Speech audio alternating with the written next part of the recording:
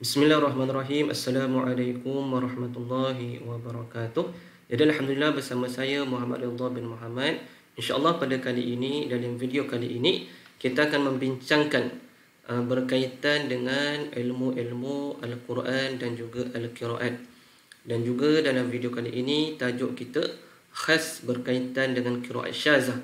Qiraat Syazah ni pernah kita ceritakan dalam video-video sebelum ini, yang mana qiraat-qiraat syaz ini tidak boleh dibaca. Kita tak boleh baca, kita tak boleh amalkan, tak boleh bawa dalam solat, luar solat kita tak boleh baca.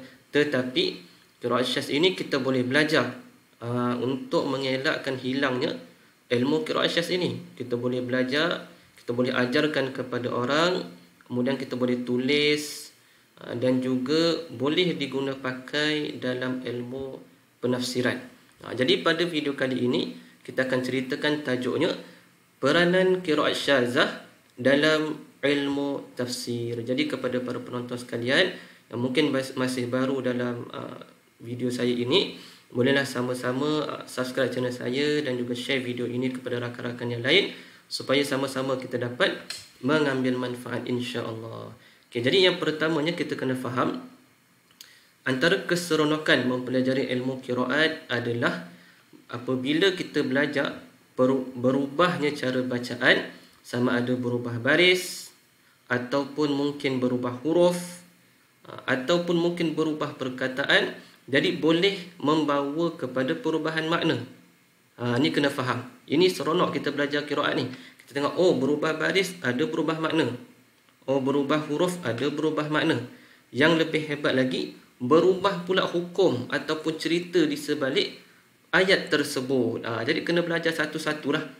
Kalau kita tak belajar, kita tak akan kenal dan kita tak akan cinta kepada ilmu qiraat. Jadi kita cerita hari ini khas qiraat syaz. Kalau berubah baris, berubah huruf daripada qiraat mutawatir, kemudian ada perkataan lain daripada qiraat syaz, apakah peranan qiraat syaz tersebut dalam menafsirkan qiraat mutawatir. Jadi kita akan lihat. Saya hanya membawakan sedikit contoh sahaja ataupun sedikit peranan. Sebenarnya ada banyak lagi. Yang saya bawa dalam video ini adalah yang pertama, tausi'il makna. Tausi'ul makna. Maknanya memperluaskan makna. Ayat Al-Quran ni kita tidak sempit dalam satu maksud sahaja. Dia ada luas maknanya, luas maksud dia berdasarkan kepada penafsiran ulama' tafsir. Yang kedua saya bawakan peranan qiraat syazah, izalatul iskal. Maksudnya menghilangkan keraguan. Maknanya kalau kita lihat, oh ayat ni macam sama-sama lah, kita pun tak berapa faham, ragu-ragu, muskil, jadi datangnya ada qiraat syaz yang membantu untuk menerangkan, menafsirkan ayat-ayat daripada qiraat mutawatirah. Jadi kita boleh lihatlah. Saya bawakan dua contoh sahaja. Jadi sebenarnya ada peranan-peranan yang lain. Contohnya ada juga peranan qiraat syazah ini dalam penafsiran berkaitan dengan ilmu balaghah juga ada. Maknanya kita tengok, oh dia berubah tu membawa menunjukkan daripada sudut ataupun aspek balaghah dalam ayat Al-Quran tersebut juga ada. Jadi kita boleh lihatlah dalam kitab-kitab ulama'. Saya hanya membawakan kepada para penonton dua contoh sahaja, iaitu yang pertama, memperluaskan makna. Luas makna ayat Al-Quran ni. Kita kena lihat ulama' ni tafsir lain, ulama' ni tafsir lain dan sebagainya lah. Kena lihat dalam kitab-kitab tafsir. Contohnya adalah pada surah At-Taubah ayat yang keempat. Surah At-Taubah ayat keempat, mana ayat yang awal-awal surah At-Taubah. Dan kita tahu di awal surah At-Taubah menceritakan berkaitan dengan peperangan, membatalkan perjanjian dengan orang musyrikin. Jadi pada ayat keempat, apa ayat dia? Bismillahirrahmanirrahim. Illal ladzina ahadtum minal musyrikin thumma lam yanqusukum syai'an. Okey, yang bermaksud kecuali orang-orang musyrikin yang mengadakan perjanjian dengan kamu dan mereka tidak mengurangkan perjanjian dengan kamu itu walau sedikit pun. Okey, jadi dalam ayat ini, ayat dia panjang lagi lah, tapi kita ambil yang sekarang ini saja. Dalam ayat ini perkataan yang kusukum membawa makna mengurangkan. Naqasa, naqasa kurang. Maknanya orang-orang kafir musyrikin ada yang dikecualikanlah daripada pembatalan perjanjian itu. Mereka yang tidak mengurangkan perjanjian maka dia terkecuali. Dia terkecuali. Jadi ada qiraat syazah, ada qiraat syaz yang membaca dengan yang qudukum. Maknanya huruf sad tukar kepada dad. Tukar sikit je ni. Kalau tengok cara ejaan dia sama, bentuk dia sama, resam dia sama, cuma dia tambah satu titik saja atas sad jadi dad. Maknanya sad berubah jadi dad. Yang qudukum jadi dad.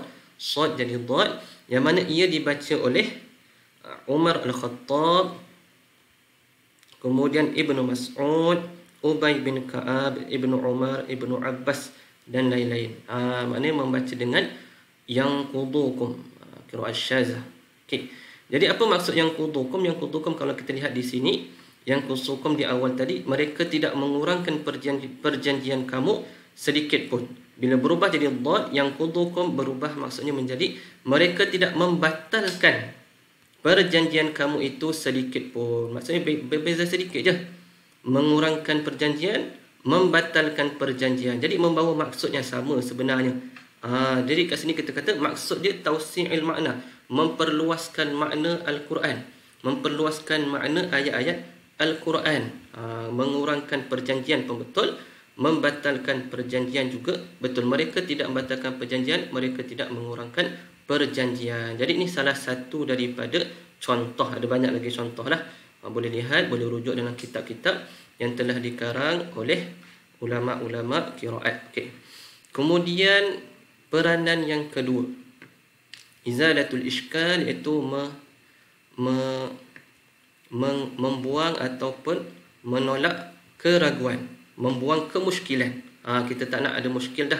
Jadi kat sini kita bawa contoh daripada contoh yang mudah biasa kita dengar, surah Al-Jumu'ah ayat ke-9, iaitu Bismillahirrahmanirrahim. Ya ayyuhallazina amanu idza nudiya lis-salati min yaumil jumu'ah fas'au. Perkataan dia di sini ya. Fas'au ila dzikrillahi wa dharul bai'.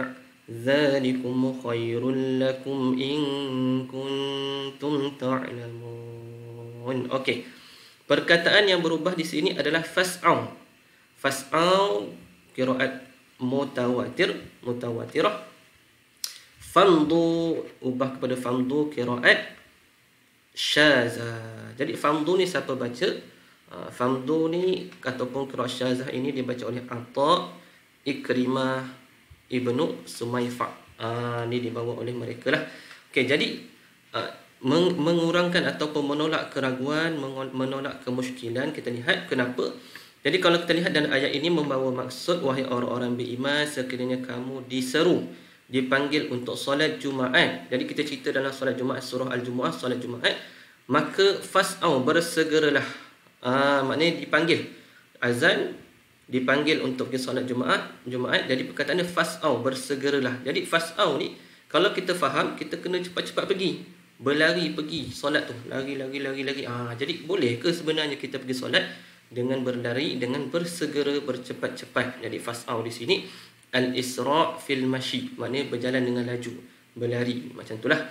Jadi dalam qiraat syazah, dia mengurangkan ataupun menolak keraguan, kemuskilan. Famdu membawa maksud ya'tus salah wa alaihimus sakinah wal waqar wan niyah wal khusyuk. Maknanya kat sini famdu ni membawa maksud mendatangi solat, datang solat Jumaat itu, dan berada dalam keadaan yang tenang, sakinah wal waqar, maknanya bertenang-tenang. Maknanya kita pergi itu tidak tergesa-gesa, tidak berlari-lari. Kita pergi je lah, pergi berjalan dengan ketenangan. Itu yang penting. Bila kita nak solat, jangan pergi dengan tergesa-gesa. Kita pergi dengan ketenangan, dan juga menghadirkan niat, menghadirkan hati kita nak jumpa Allah, nak sembah Allah sekejap lagi, dan khusyuk, menghadirkan khusyuk dalam hati kita. Jadi itu maksud sebenar fas'au. Maknanya famdu qiraat syazah ini menerangkan maksud fas'au tadi. Fas'au, kalau kita faham, boleh lagi-lagi cepat pergi sembahyang, tapi bukan sebenarnya. Tapi kita pergi solat dengan kadar yang bertenang-tenang, dengan ketenangan dan juga khusyuk, dan menghadirkan hati untuk bertemu dengan Allah Subhanahu wa taala. Jadi saya bawa ini hanyalah sebahagian sahaja daripada fungsi ataupun peranan qiraat syazah. Jadi boleh lihat dalam kitab peranan-peranan yang lain, yang mana kita menggunakan qiraat syaz ini untuk menafsirkan ayat-ayat Al-Quran. Jadi alhamdulillah, mudah-mudahan bermanfaat. Moga-moga bermanfaat apa yang saya kongsikan. Jadi boleh share kepada rakan-rakan yang lain, dan jangan lupa subscribe channel saya supaya tidak terlepas video-video yang akan datang. Jadi assalamualaikum warahmatullahi wabarakatuh.